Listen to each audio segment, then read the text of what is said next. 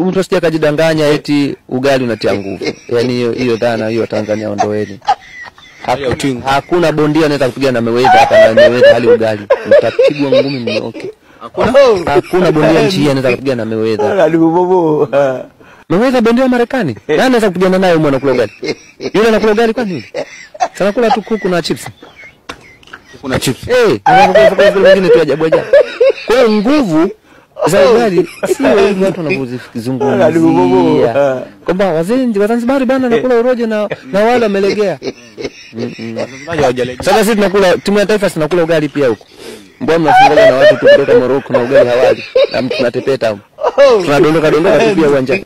Sasa sio hivyo unavyofikiria, hivi vitu vingine ndio tofauti. Wanacheza nje. Sio kucheza nje bro. Ugali dona ni chakula kizuri kiafya. Dona sio sembe. Dona nzuri kiafya. Na kama utapata nguvu manake utapata energy ile ya kwenye mwili inayotakiwa kuwa na energy. Kama ukila mboga unapata proteins lakini pia unapata energy. Mtu yote pia akiwa hata chakula hajala anakuwa anakosa energy. Tende zinatia energy. Halua tofauti na tende. Halua imetengenezwa, tende ni tunda. Ni chakula lakini ni tunda ambayo sukari yake haiingizwi. Tende sukari yake haiingizwi, original yake kama ilivyo mapapai.